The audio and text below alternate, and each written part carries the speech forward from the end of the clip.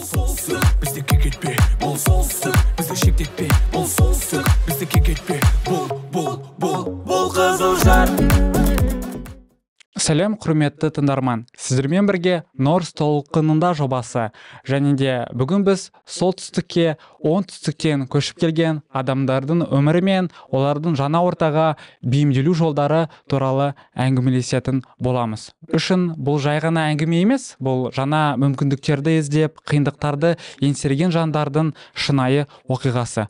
Бүгінгі қонақтарымыз 2018 жылы еш бір мемлекеттік бағдарламасы солтүстікке келіп, кейін жеке кәсіпкерлікті ашқан Қасым Амангелдин мырза, және де қоғамдық белсенді серпін бағдарламасының түлегі Әл-Фараби мырза қонаққа келіп жатыр.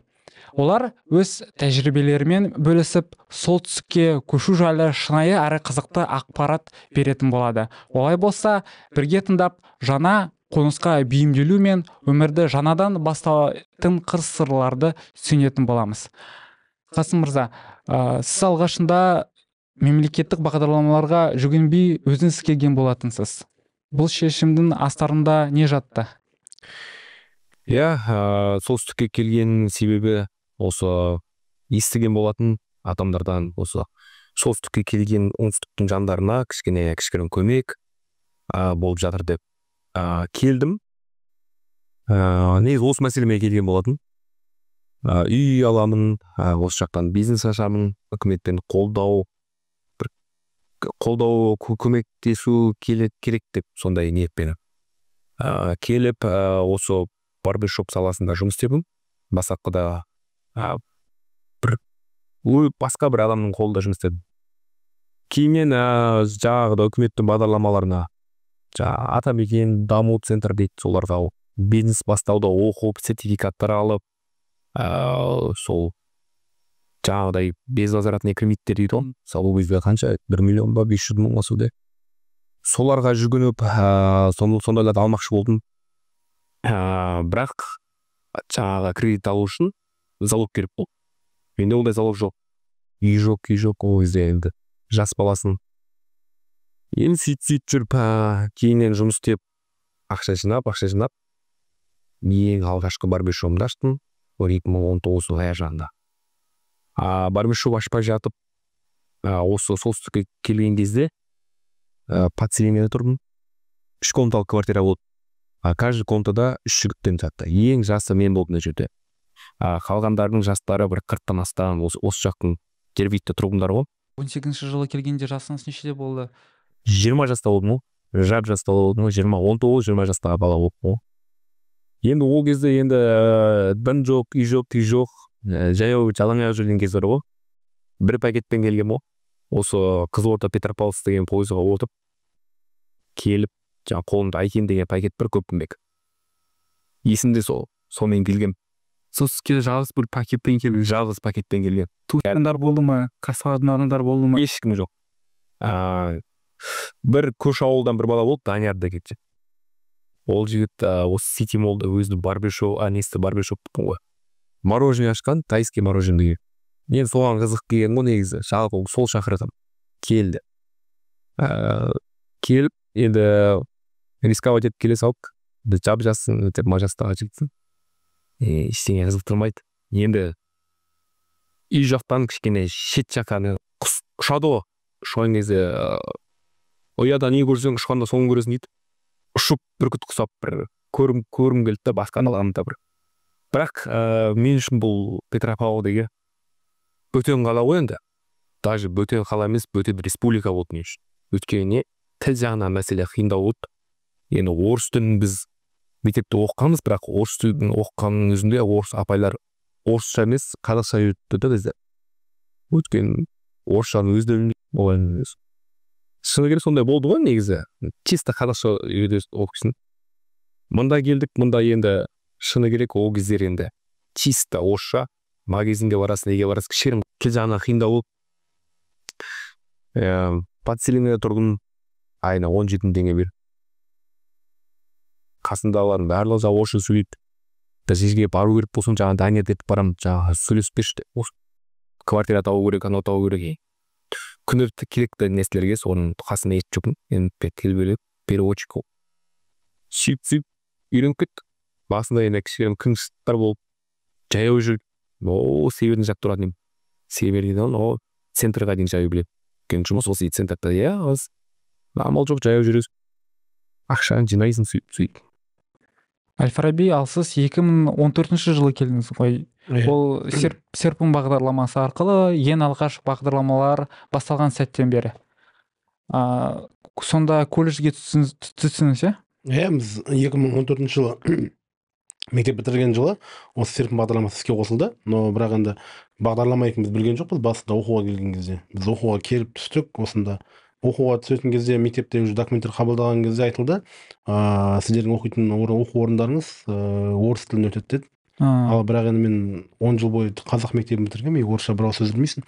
Ол ешқайсыдан қорыққан жоқпыз. Балдар группаластар ешкім бір-бірін танымайды. Маған ең бастысы үйден кету керек болды. Себебі 11-ші класста енді әке-шешең бүкіл жағдайын жасайды, бірақ енді результат сен оқуға мемлекеттік грантқа түсуің керек, бірақ сен ол үмітті ақтай алмай қалдың деген сияқты өзімде өз-өзіме не қойдым да, қандай мүмкіндік болады, мен басқа өңірге кетемін деген ой болды.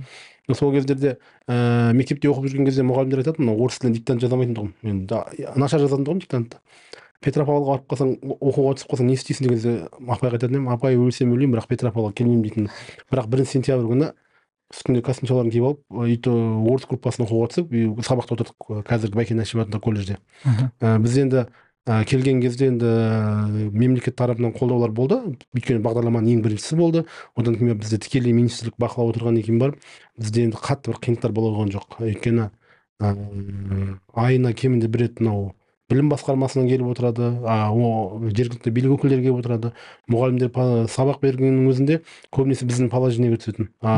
Кейбір кездерде мысалы үшін колледж оқу орындарында жастар керісінше оқуға бейімделу керек, бізде керісінше осы жерде қиындау болды да. Өйткені орыс 100% сабақтың бәрі орыс тілінде 100% өтті, ал бізде оқу бітіріп келген балалардың 98% қазақ тілді ортадан келді. Осы жерде қиындықтар туындатқан үшін бірінші семестрде қиындау болды. Сонда қазақ топтары болған жоқ па не? Жоқ, қазіргі бүгінгі ол колледжде қазақ топтары жоқ, өйткені бірінші маман тапшылығы, екінші бір қажеттілігің болмаған шығар мүмкін.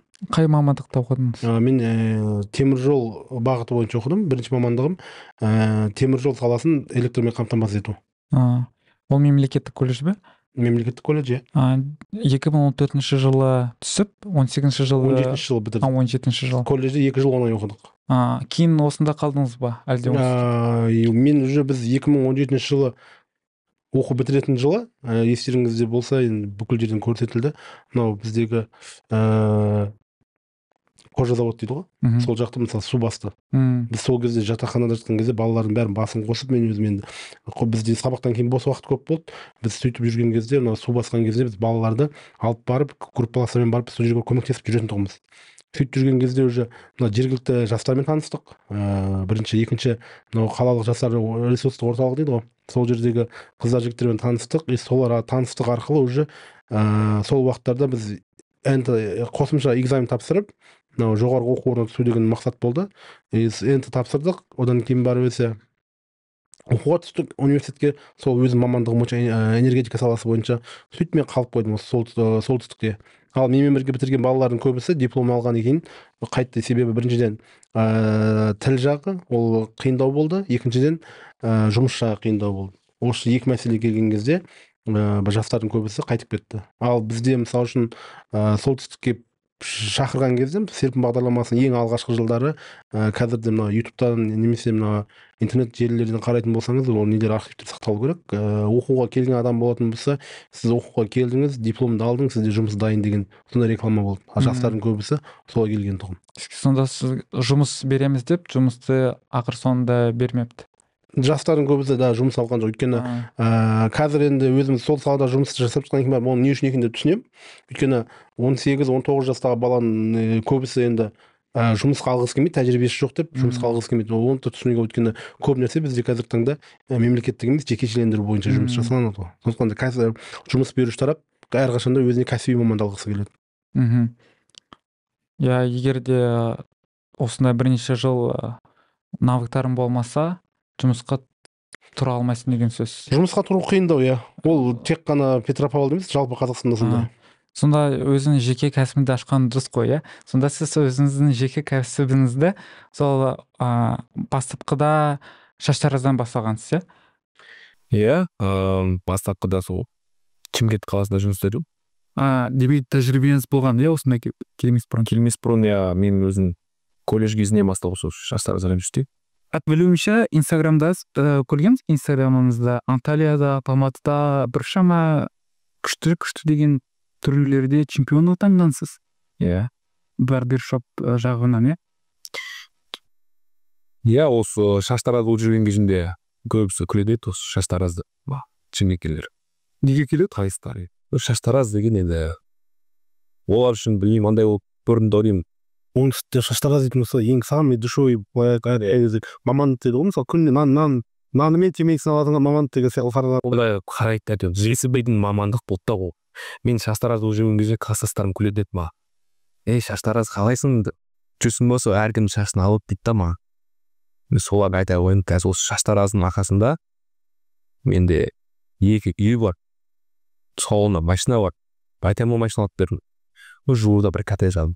Енді сол шаштараз болып келдім басқа қалаға, бөтен қалаға, енді осы Петропавл, солтүстік тіл жағынан үйрендік. Бұл жақта кішкене грамотный да, өздерінің құқықтарын қорғай алады,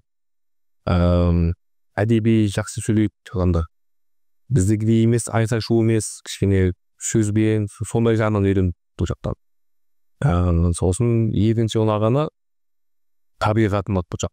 Менде давление бар да, семьямнан, мамамда да бар, сондай ыстық жақпайды бізге. Ыстықта мен басым ауырады, бала кезімде басым ауырады. Осы жаққа келдім, климат жақты ма, басын қойды ғой, тынысталып. Андай одиночный волк дейді ғой, өз-өзінде бір одиночный волкқа санадым ғой, кәдімгідей ешкім танымай. Бір таныс адам жоқ, кешкісін келесінде тамағын дайындап ішесінде ұйықтайсың. Дисциплина болды менде. Сол дисциплина арқасында Құдайға шүкір қазір жағдай жасап алды. Ең бастысы адамда не болу керек? Қорқыныш жаңа болмау керек. Рисковать ету керек. Мысалы, қазір шақырам ғой, енді класстастарымда бар, жолдас балалар бар, осы Шымкентте жүрген, жұмыссыз жүрген жандар ғой, енді шақырам, келсеңдерші, мен сендерге жұмыс тауып беремін. Келіңдер, әшейін қонақ болып, бір апта өзім күтіп аламын деп. Мен үйімде жатасыңдар. Құдайға шүкір, комната көп. Жоқ, келгілер келмейді. Мен қорқа. Айтады, ешкім танымай несі бұл жаққа деп. Басты мақсат сол танымай дегенде ше. Сен танымда не аласың олар мысалы? Сен өзіңмен жүресің, өзің семьяң өзіңде мысалы. Кейін жұмысың болса ол емес па, жұмыс істеп жүре бересің. Ал Әл-Фараби, сіз университетке қалып жоғары білімді оқығанда таныстарыңыз болды ма, достарыңыз болды ма? Енді әлде сізді одинокий волк болып жүрдіңіз ба? Жоқ, біз менде ондай одинокий волк деген нәрсе болған жоқ. Себебі оқып жүрген кезде, мысалы үшін біз оқуға түстік 50 бала болып. Мысалға біз 50 болып барлық жерге бірге баратын, адаптация бізде жақсы өтті. Университетке оқуға түскен кезде университеттің өзінде бағдарлама бойынша оқыған жастар бар. Көбінесе өзімен қатарлас жастар көбісі. Сондықтан менде ол адаптациядан ешқандай қиындық туындатқан жоқ. Керісінше мен университетке оқуға түскен кезде осы жергілікті жастармен араласа бастадық. Осы жақтың жергілікті жастардың өмір сүруі қалай, халықтың несі қалай деген сияқты сол кезде интерес болып, содан кейін уже солмен сіңісе бастадық. Білуімше, қазір көп жастар тіпті серпін бағдарламасы арқылы түсуге де қорқады, өйткені оларда кейін осында солтүстікке қалуды міндеттейді екен. Сіз түскен жылы сондай міндет болды ма? Және жалпы осы қатарынан бірнеше жыл өтті, бір өзгерістер бар ма? Жалпы серпін бағдарламасы бойынша бастапқыда ең бірінші жоспары бойынша менің ойымша, енді бағдарламаны құрастырушылардың ойы бойынша негізі 2020 жылға дейін бір отработка деген нәрсе болмаған. 2020 жыл ол іске қосылды, өйткені 2018 ең алғашқы университеттің түлектері оқу бітірді. 2018-де бітірген жастардың көбісі елдеріне қайтып кетті. Одан кейін барып 2019-да бітірді. Тағы да жастардың көбісі еліне қайтты. Ал 2020-дан бастап уже бітірген түлектерге 3 жылдық отработка деген. Ол бүкіл мемлекеттік грантта оқыған жастардың кез келгені оларда отработка деген бар. Өтеп беру 3 жыл мерзім бойынша. И сондай мәселелерге байланысты серпінге оқуға түсудің жастардың көбісі түскісі келмеді. Ал жалпы республикалық грантпен оқуға түсетін болсаң, бұл жерде сен Қазақстанның кез келген жерінде отработка жұмыс істей бересің. Ал именно серпін бойынша оқуға түсетін болсаң, сен солтүстікте отработка жасауың керек деген міндет болғандықтан қазіргі таңда серпінге оқуға түсетін жастардың саны өте аз. Сондықтан да бағдарламаның шекті тұстары осы жерден басталады. Бірінші, екінші, мынау жұмыс беру, жұмысшы мен жұмыс берушінің арасындағы қалай мынау дұрыс орындалмауы. Мысалы үшін оқу бітіріп жатқан жастардың көбісі келісуге болады, мына бюджеттік сферада жұмыс істейтіндерге жұмыс кез келген жерде бар. Мысалы үшін мұғалім, дәрігерге, полицейлерге жұмыс табу қиын емес. Ал мына техникалық мамандық бітіргендерге жұмыс табу өте қиын. Мысалға бізбен мен қатарлас 2020 жылы мен университет бітірген кезде жастар бітірді, мамандықтары машиностроение, строитель болды. Одан кейін барып тағындай ред мамандықтары, мысалы үшін радиотехникалық дегендей. Олардың барлығына мысалы үшін бізде өңірде жұмыс жоқ. Ол мысалы үшін машиностроение дегенде бізде өңірде мысалы машина құрастыратын заводтар жоқ мысалға. Сондай парадокстар бар. Сондай мәселелер бағдарлама жасалған кезінде дұрыс тиянақты жасалмаған. Біз бұл мәселе бойынша да осы жастар саласында жұмыс жасап жатқан кезде министрлікке сұрақтарды қоятын тұғынбыз. Министрлік бұл кезде жергілікті билікке сілтейді. Ал билік екі ортада былай қалғанда ауада қалып қойды да бір нақты нәтиже болмай қалды. Мысалы үшін 2014 пен 2024 жылы таза 10 жыл өтті. Ал бірақ бағдарламаның нәтижесі ойдағыдай емес. Себебі мемлекеттік менеджердің болмауы.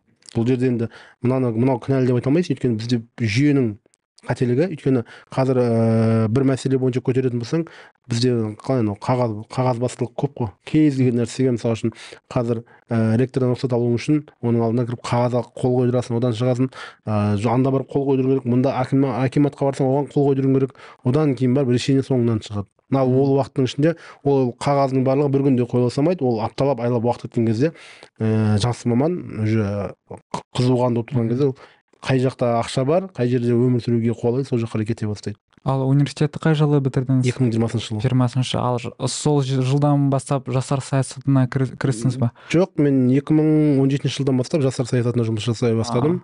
Оған қалай келдіңіз? Жаңа да айтып кеткендей, біз 2017 жылы су тасқыны болды Петропавлда. Біз сол кезде балалардың басын біріктіріп жүрдік, жұмысқа орналасты, сол көмектесу, халыққа көмектесек деп. Одан кейін барып сол жылы бізде мынау Қанат деген группаласым болды, қасымда жүрген. Сол екеумізді мынау жастар ресурсы орталығына жастар практикасы бойынша жұмысқа шақырды. Біз сол кезде практикамен жұмысқа кірдік, екінші оқуға түстік. Мен оқуға түстім, қасымда жолдасым оқуға түспей қалды. Сонда практика біткенге дейін жұмыс істеді, біткеннен кейін ол қайтадан Шымкентке қайтып кетті. Ал менде оқу болды, сонымен оқумен қалып қойдым. Сол кезден бастап уже мемлекеттік бағдарламалардың қалай жасалады, не үшін, сол кезде мен түсіне бастадым. Стажировкадан кейін сол жастар ресурстық орталығында қалдыңыз ба? Иә. Жұмыс қалды, иә? Бұл жер қызықтау болды. Өйткені менде диплом бар, бірақ ол жерде тек қана екі-ақ нәрседе вакансия бар. Біреуі дворник, біреуі электрик. Менің бірінші мамандығым колледж бітірген энергетик, электрик болды да, бізде зданияға электрик керек болды. Мен электрик болып кірдім, екіншісі дворник болды. Сол екі не бойынша енді документальный жазылуы солай болды, ал бірақ көбінесе жұмыстардың барлығы сол қоғамдық жастар мәселесі бойынша университеттің ішіндегі мынау нелер болады, қоғамдық ұйымдар болады, сол жерлерде жұмыс жасап, солай жүрдік, белсенді болып. Бірақ білуімше сіз кейін директор да болдыңыз. Иә, мен 2020 жылы оқу бітірдім. Сол университетті бітіргеннен кейін барып облыстық жастар басқармасына жұмысқа шақырды. Бір жыл сонда жұмыс жасадым. 2022 жыл 2,5 жыл ма, 2 жылдан аса сол орталыққа соңына директор болып келдім. Тамаша, бұл енді уникальный бір история секілді. Сонда кәдімгі электриктен директорге дейін қалай жеттіңіз? Қандай қиыншылықтар болды? Қиыншылықтар болғанда бұл жерде белсенділікке байланысты. Мысалы үшін оңтүстіктен келген жастар, мысалы қазіргі өзінде Петропавлда жүрген жастардың көбісі, мысалы үшін өзің білесің, барлығы мені таниды. Бұл жерде біріншіден барлығы мен белсенді жас ретінде таниды мысалға. Сондықтан да өзіңе байланысты. Мысалы үшін тек қана бір менің жұмыс мынау деп емес, сабағы мынау деп, екі ортада мысалы үшін промежутка уақыттар болады, сол уақытты тиімді пайдалана білу керек. Сол тиімді өзің үшін жұмыс жасайтын болсаң, сол кезде бір нәтижесін береді. Соның арқасында мысалы үшін оқу бітірмей жатып менде уже ұсыныстар түсіп отырды. Күшті. Қасым мырза, осында кәсіпті ашу қаншалықты қиын болды? Жергілікті кәсіпкерлер белсенді ме? әлде сіз тым белсенді болдыңыз ба? Білуімше сіздің бизнес қазір бірнеше нүктелеріңіз бар, иә? иә Барбершопта. Демек осы нишаны толығымен алдыңыз деп айтуға бола ма? мен бұл жақта конкуренция болмайды. енді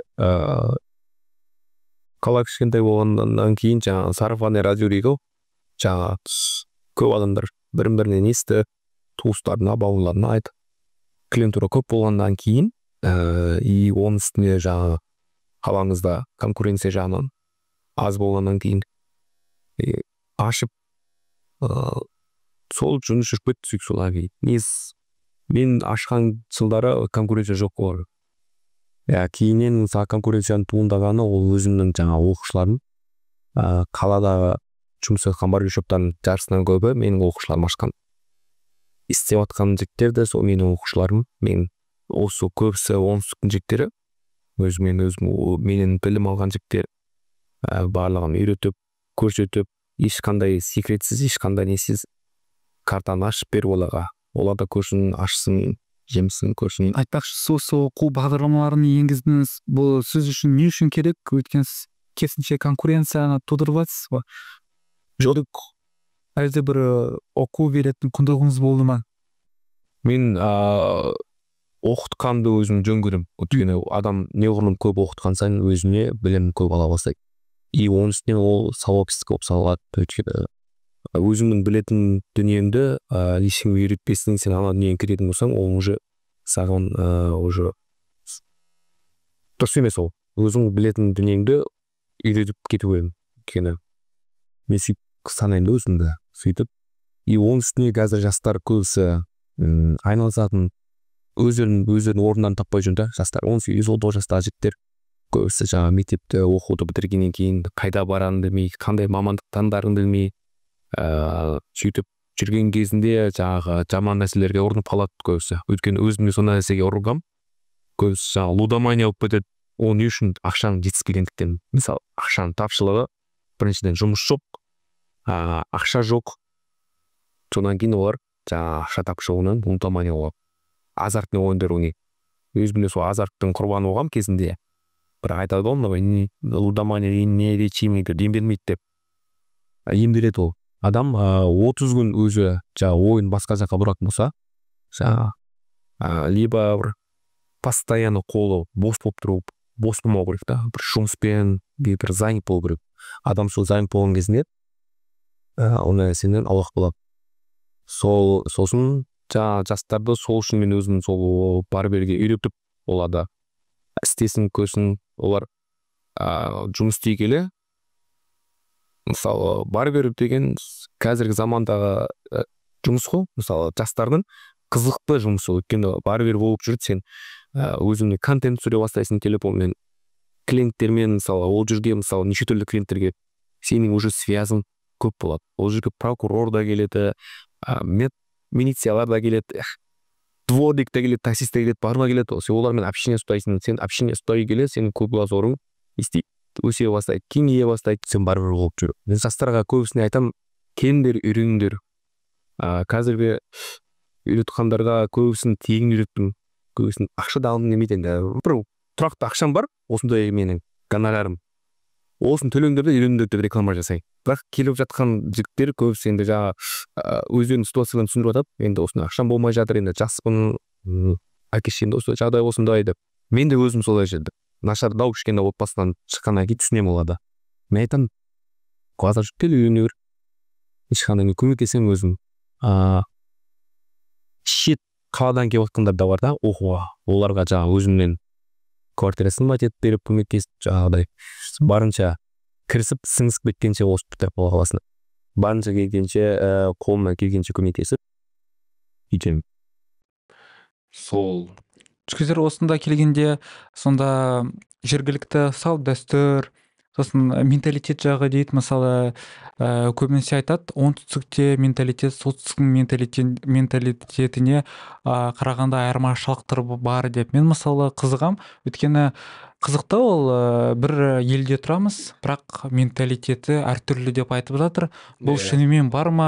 Сәл дәстүрлерден бір айырмашылық, мәдениеттен көрдіңіз ба?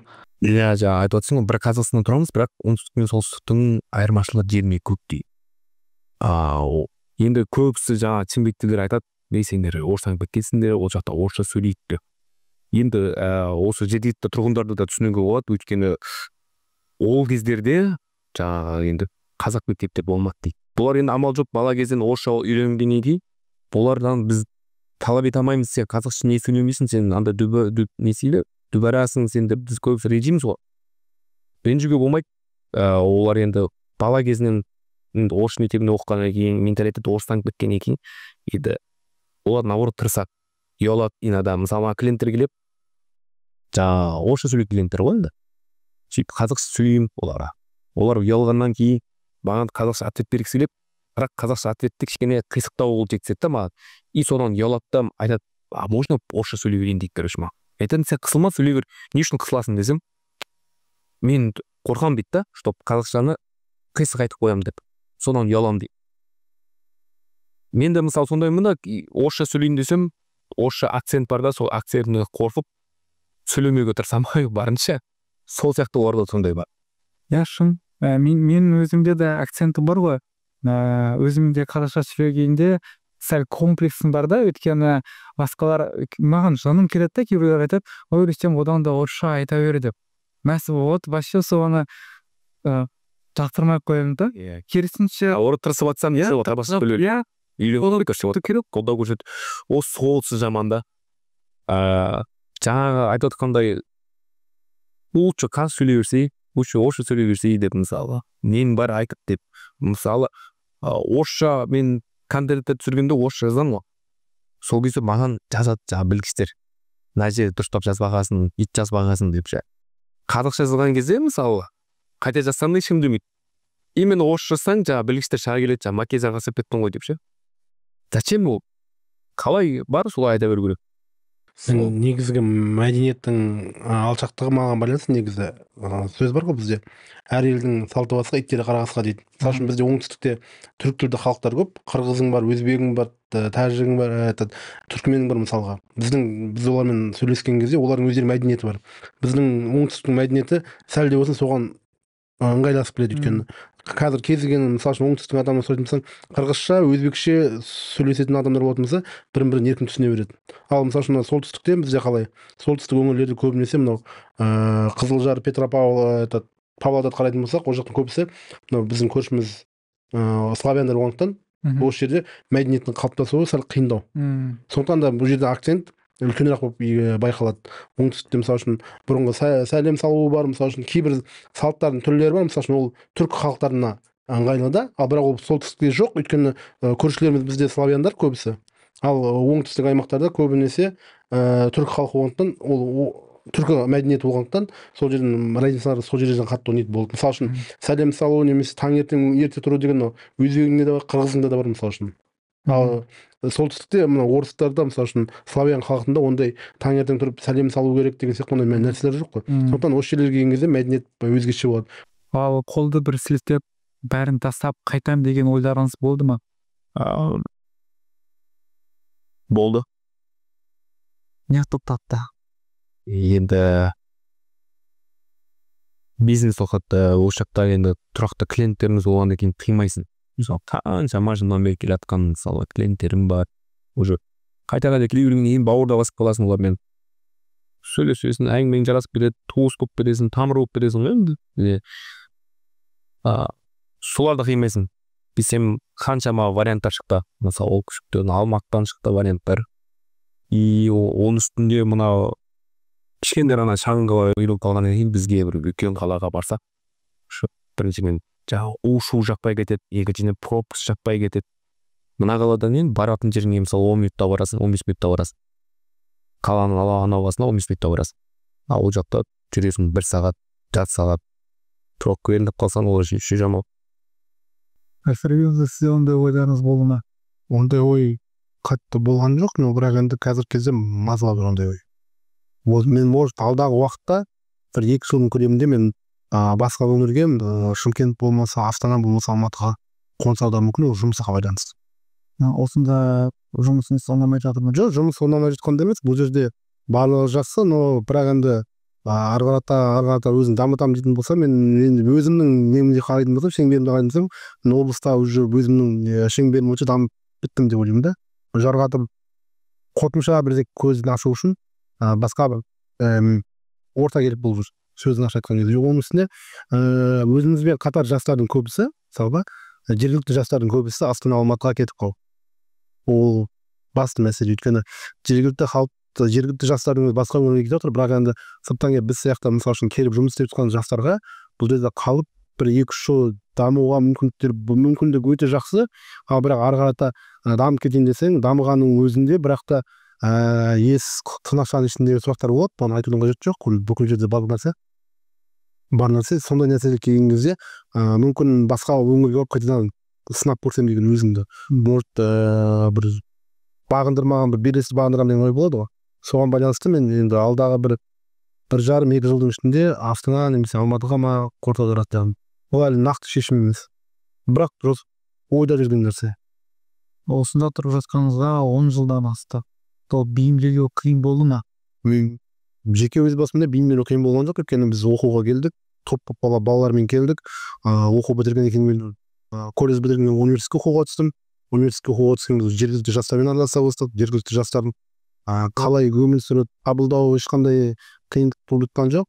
Бұл жерде бағдарламаның кейбір минус пен плюстар болып қалды. Сол жерлерде ғана болмаса, мысалға серпін бағдарламасы бойынша оқыған жастарға және жергілікті жастармен салыстыратын болсақ, үстеме барлығынан да келген кезде ол серпінмен оқыған жастарға сәл де болсын бір қадам алға мұғалімдердің өзі көзқарасы сәл жақсырақ болды. Бір жағынан жақсы, но бір жағынан жергілікті жастармен келген кезде ара жігін бөлуге алып келді. Мысалы үшін сендер біздің грант тартып алдыңдар, немесе сендер біздің жатақхананы тартып алдыңдар деген сияқты мысалы үшін вопростар туындады.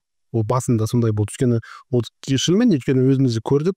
Мысалға атымызда көбісі серпін бағдарламасы жергілікті жастардан грант. Жоқ, ол мен деп ойладым.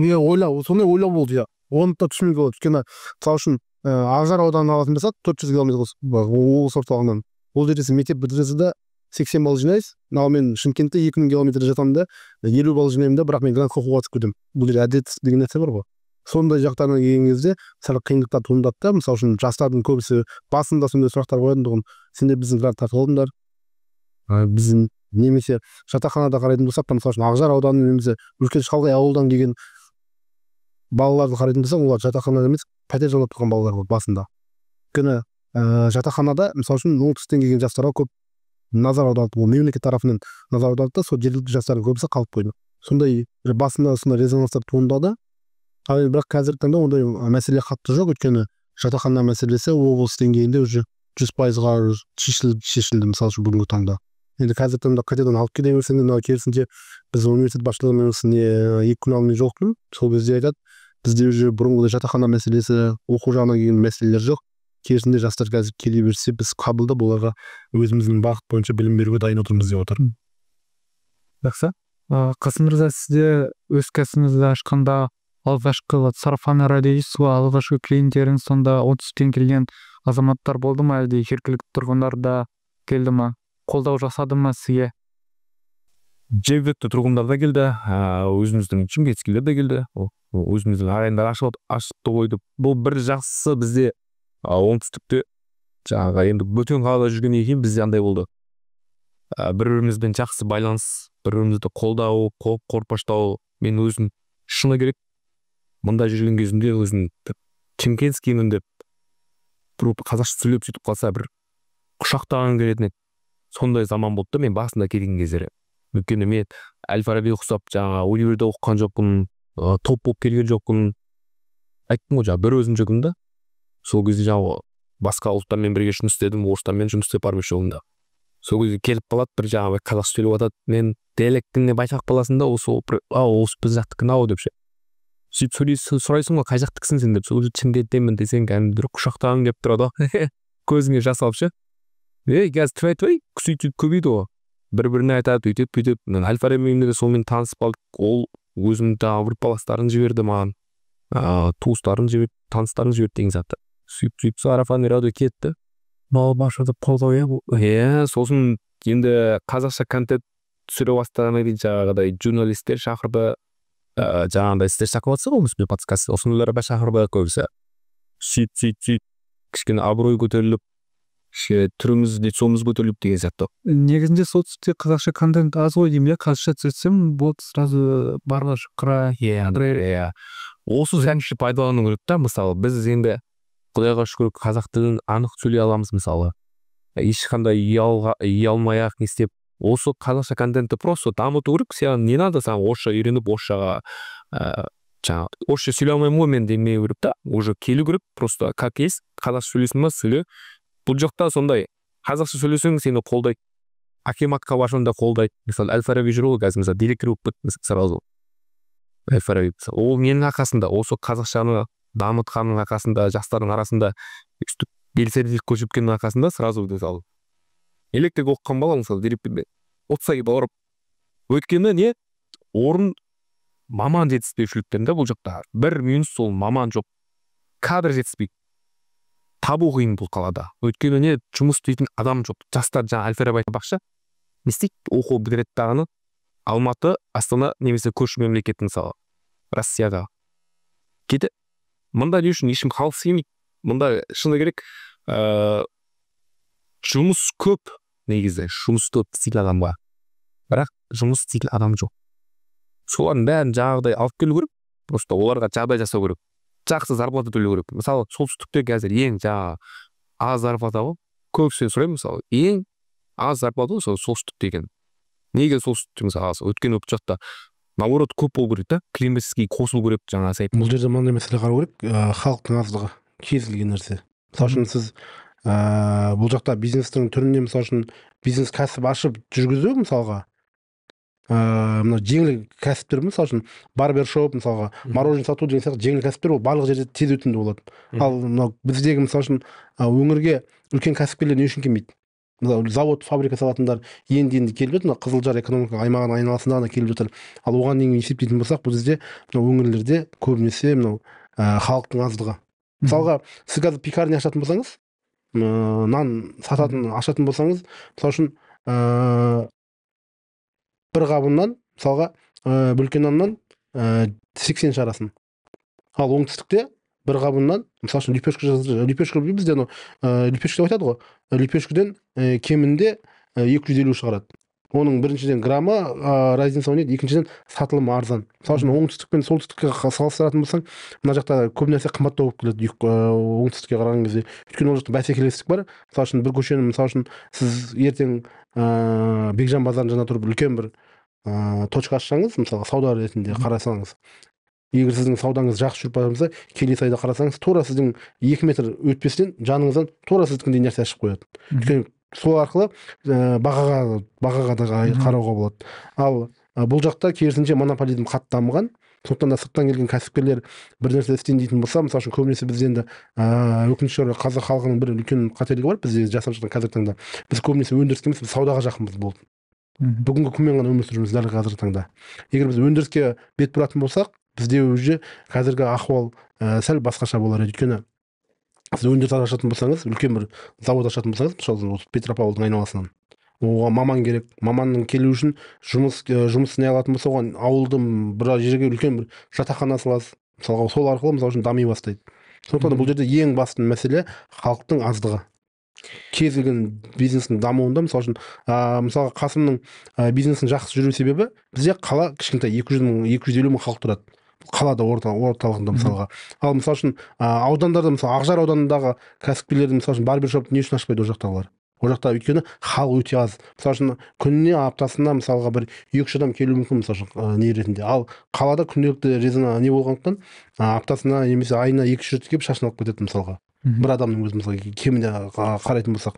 Сондықтан да бұл жердің бізде қазіргі таңда мемлекеттік бағдарламалардың ішінде сондай нәрсені бізге қазір енгізу керек. Мысалы үшін біздің облыстық бюджет, жылдық бюджет 450 миллиард теңге болатын болса, именно оның ішінде әлеуметтік сала, қандай бүкіл салалар келеді ғой. Мысалы үшін зарплата дейді, мысалы госслужбаның зарплатасы былай есептейтін болсақ, оған дополнительный үкімет тарапынан мысалы үшін жазғы уақытта 50%, қысқы уақытта 100% қылып қосымша 5 жыл немесе 6 жыл ғана көмек берілетін болса, кез келген салаға қалайық, мысалы үшін АЭС болатындар, көпбалалы отбасылар бар, мысалы үшін Астана, Алматыда пәтер жалдап жүрген, солардың өзіне мысалға сен солтүстікке көшіп баратын болсаң, сен алатын қанша анау мемлекеттен алатын пособияң 100 мың теңге болсын, сен солтүстікке барсаң жазғы уақытта 150 мың, отопление сезон кезінде 200 мың алатын болсаңыз, ол барата солтүстікте кез келген қай ауылға бару керек. Мысалы үшін Ақжар ауданында ауылға бару керек па, Талшыққа барып ауылға барады ол.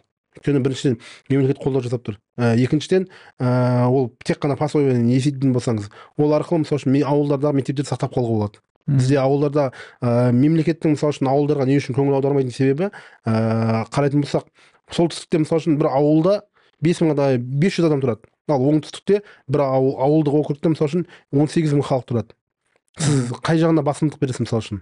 Сіз қай жаққа ақша көп бөлесіз? Өйткені бұл жақта жұмыс сұрап немесе ақша сұрап халық көп, мысалы сол жаққа басымдық көп бересің. Ал бізде мынау солтүстік өңірлерде халықтың аздығы, ауыл аймақтарда мысалы үшін бір ауылдық округте мысалы үшін қарайтын болсақ, бір 400-500 бір жарым мың ең үлкен ауыл дегенің ол 3,5 мың халық қана. Ал бізде оңтүстікте 3,5 мың халық тұратын ауыл ол ең кішкентай ауыл.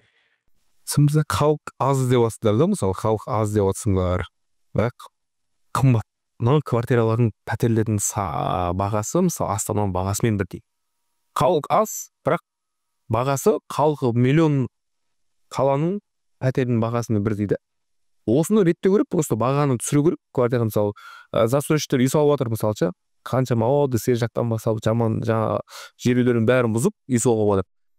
Солда мемлекеттің бағдарламаларымен үйді толтырып салу керек, сөйтіп көріп тағыны беру керек жастарға. Жастар жоқ, мысалы бизнеске келетін, маған келетіндер мысалы жастар аз. Осы бағдарламаны жетілдіру үшін не істеу керек? Оны жетілдіру үшін біріншіден жаңа айтып кеттім, пәтердің бағасын арзандату керек. Менде жұмыс оқыған бір жігіт алды, Сабар деген жігіт. Сол үйді 5 жылға. Оған документті білесің ба, қашан тапсырды? 2022-де тапсырды да, 2025-та ол жуырда ғана алып. 3 жыл күтті да, ол зачем оны 3 жыл күтті? Соқпасын, сол ғана жаңа ана қалғандар бос емес қой, сол босағаны күтіп жүреді да. Бір ғана дом, сол жаңа если сендер жаңа келсін деп жатсыңдар ғой, мысалы қаншама студенттер келсін деп жатсыңдар, не үшін бірақ дом мысалы? Салып тастаңдар, мысалы 5-6 үйден мысалы жер көп қой, салып үкіметтен салсын да, мына именно жастарға жаңаға келгендерге деп берсін. Сол кезде мысалы үй жоқ, күй жоқ жастар көп қой. Ар жақта үй беріп жатыр екен деген нәрсені естиді дағыны, естиді, керек, баса бөктеп келеді. Мен сендерге отвечаю, соны туралау керек болып. Сосын жұмыс жағынан военныйларға ең аз берілетін мысалы жаңа квартира дейді ғой, қанша береді мысалы? 41 миллион теңге береді. Анау Астана, Алматыларда дейді, мен сөйлесем ғой, олар айтады 70 мың, 100 мың береді екен квартира бір адам басына. Мында 40 мың теңге береді. 2 есе аз. Соны туралау керек та. Көп балашасының керек келеді, бірақ квартираны аз. Амал жоқ, Алматыға бармайсың ба? Зачем саған Петропавлға есе азаққа ақша береді болса? Аймақтық дискриминация. Қытайдың тәжірибесі бар. 90-шы жылдардың соңы дейді, мен өткен әлеуметтік желіден оқып қалдым. 90-шы жылдардың соңы ма, сол 2000-ші жылдарға айналысы болу керек. Қытайдың Монғолиямен шектесетін елдері бар ғой, аймақтар бар ғой енді. Ол жақта халық аз болған. Өткенде Қытай бағдарлама қабылданып 10 жылға сол өңірге кім көшіп барады, сол жерге Қытай несімен мемлекеттік бағдарлама жасағанда, сол жерге бүкіл кәсіп ашам дейсің ба, пожалуйста, саған төмен бағада пайызбен кредит, кәсіп ашам дейтін болсаң, саған не керек, бүкіл жағдайын жасаған. 10 жылдың ішінде 10 мың халық тұратын ауыл болады ғой, сол жерде 250 мыңдық қала жасаған. Былай алған кезде. Сондай мемлекеттік бағдарлама болған екен бар, бұл жерде барлық назардың көбісін тек қана сырттан келетіндерге ғана емес, жергілікті неге де қарау керек. Өйткені мемлекет болғандықтан ол барлығына бірден жағдай жасау керек қой. Бізде өкінішке орай келген кезде оңтүстіктен келетін болсаң, сәл демеп жүреді дәл қазіргі уақытта солтүстікке көшіп келгендерді. Ал мысалы үшін Ақжар ауданынан келген немесе алыс ауылдан келген адам жастармен қарайтын болсаңыз, жаңа Қасым дұрыс айтады, бізде арендалық жүйе өте жоқтың қасы. Қала бойынша 2016 жылы ашылған 200 квартира бар. Оның қазір соңғы шарттарына байланысты оған мысалы үшін тұратын жастар мысалға көбінесе қазір оңтүстіктен келген жастар немесе бағдарламаға қатысқан жастар ғана. Ал сіз егер өзіңіздің жергілікті жассыз, сіз ертең екеуміз барып тапсыратын болсақ, менің өтіп кету ықтималым өте жоғары сізге қарағанда. Ал ол әділет ме, әділетсіз ба? сол себепті де көшіп жатыр. Жергілікті жастардың көбісі тұрғындардың өздері кетеді. Біз негізі бұл қызық, өзге мемлекеттердің тәжірибесін қараладық, сараптадық. Ол Нөр шеңберінде Instagram парақшасында бар. Сол себепті құрметті оқырман көріп пікір қалдырыңыз. Ал жергілікті бағдарламаларға тоқталсақ, Қызылжар жастары деген бағдарламаны естігенсіз, Әл-Фараби білетін шығарсыз, жастар саясатында жүріп, ол 2020 жылдары, жоқ 18 жылдары ма? 2019 жылы жастар жылы болды ғой. Сол кезде ұсыныс ретінде ұсынылды. 2019-дан бастап қабылданды деп айтылды, бірақ бір жылдар ақша жоқ деді, бір жылдары анау жоқ деді, уже 5 жылдан асып кетті. Бірақ бағдарлама әлі қабылданған жоқ. Нақты қабылданып қойды, бірақ әлі нақты шешім шығарған жоқ. Мен осыдан бір жарым, 2 ай алдын біз осы жергілікті билік өкілдерінің басшыларымен кездесіп қалды. Сол кезде облыстық зам әкімімен кездесіп қалған кезде ол маған уәдесін берген. Осы қаңтар айының соңы, февраль айының басында біз бағдарламаны іске асырамыз уже деп. Оған уже барлығы бюджеті де бүкіл бөлініп қойды деді, но енді күтеміз, жыл енді басталды. Егер сәуір айына дейін жүзеге аспайтын болса, біз бұл мәселені қайтадан көтеретін боламыз. Жақсы, рахмет. Жалпы жігіттер, осы көшіп келем немесе ондай ойлары бар кісілерге қандай кеңес бере аламыз? Қорқынышты қалай сындыру керек? Көшіп келем деп жүрген жастарға келсін, көшін, көріңіз деп, болмаса обратно кете саласыздар. Просто көру керек. Шын айтайын, сендерге ұнайды бұл қала. Бұл жұртта, бұл қалада енді үлкен возможностьтар өте көп. Жаңағы бизнес ашам десең де, тірлік істеп өзің басқа өзің мамандығымен жұмыс істеймін десең де, енді жұмыс тапшы, жұмыс көп, жұмысшы тапшы, кадрлар жоқ та. Енді өздеріңіз Шымкентті білесіздер ғой, Шымкентке бір орынға мысалы 5-6 адамнан таласып тұрады. Жұмыс аз, жұмыссыз белсенді де ол жақта.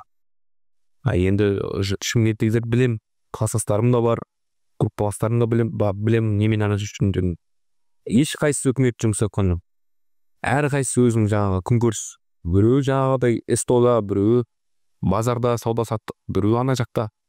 Келсінді, ол жақта келсін, осы ақшасын, үкіметтің ақшасын, үкіметтің берген үйін алсын. Бірақ жаңағыдай істеу керек та, үйлер істеу керек. Бірақ қазір білмеймін, бар ма жоқ па, бірақ мен келген жылдары арендаға квартира алу өте қиындау болды ма жастарға. Соны жаңағыдай істеу керек та, именно жастарға деп, осы жақтан келген. Енді жастарға да келеді, кімді келеді мысалы, кемшалдар келмейді ғой, жастар келіп, жастарға әрекет жасау керек. Солай. Зона комфортасын істеу керек та, олар. Мысалы, мен де кәсіпкер болғаннан кейін, менің жұмысшым, мен де жұмыс істеу үшін не істеймін? Оған комфорт жасап етемін. Чайын әкеп беремін, кофесі бар, жанатын дивана, демалуға мысалы. Клиентін әкеп беремін мысалы, клиент ал. Клиенттің іздеудің қажеті жоқ, өзім бәрін предоставлять етемін де оған. Ал сол сияқты енді мен ол жаққа көшіп келу үшін не істеу керек? Комфорт жасап ету керек адамға. Не істейін келеді? Қандай жұмыс істейсің? Қолыңнан не келіп? Міне істе. Мысалы, шаштараз болсын ба? Келсін маған, мен өзім аламын жұмысқа. Квартирасын алып беремін. Мен былай алып бермеймін, мен де арендаға толып беремін квартирасын. Алғашында 1-2 айын төлеп беремін өзім, пока өз аяққа нықтырып алғанша. Сол сияқты жағдайлар жасау керек, мен сияқты. Мысалы, завод 1-2 завод бар екен, сонда істеп жүрген жігіттер келді, мен енді үйде баққан. Айлығы қанша деді? 70.000 теңге дейді. 70.000 теңгеге адам деген қазір заманда сен өмір сүре аласың ба? Мысалы, мен расходым ондай ақша емес. Бір күндік расходым ондай емес. 70.000 теңгеден келсін, мысалы, магазинге барсың, нанның қанша теңге қазір? 1000 теңге не аласың қазір? Ештеңе ала алмайсың. Просто жалақы күлкілі да, жоқта. Жалақыны кішкене көтеру керек. 300 мыңнан кем қылмау өтті жаста. Өйткені расходың темекі шегетін балалар бар, кәрілер шегетін балалар бар. Бір темекі алсаң уже 1000 теңге жоқ та хатымда. Запорожец таксидің өзі 1500 теңге мысалы. Сон комфорт жасау ету керек болды, басқа ештеңе жоқ. Орнықты кеңес екен. Әл-Фараби, сізде қандай ойыңыз бар? Жалпы адам өзіне сену керек болды. Абай айтады ғой.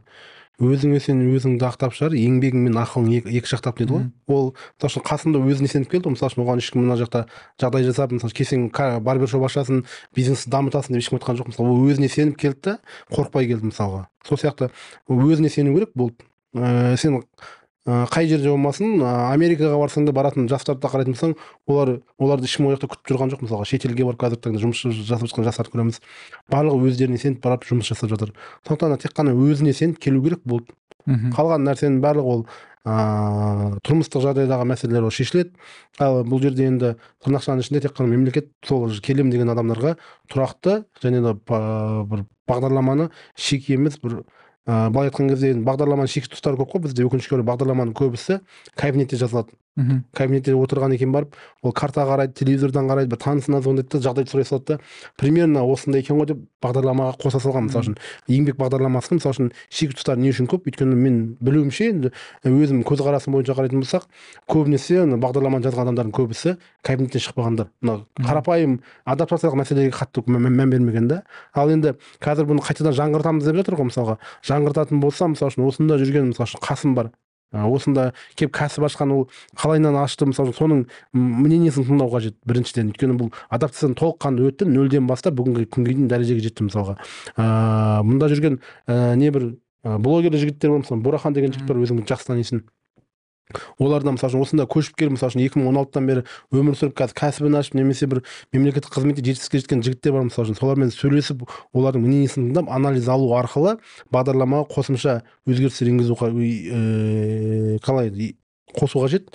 Алдағы уақытта содан кейін ғана бір нақты бір нәтиже болады. Мемлекеттік қолдауда тек қана сырттан келетін адамдар үшін емес, ең біріншісі осы қарапайым жергілікті жастар мен жергілікті халыққа жасау керек. Одан кейін барып, уже жергілікті халық көшпейтін болса, сырттан келіп жатқан халықтың өзі сіңісіп кету оңай болады.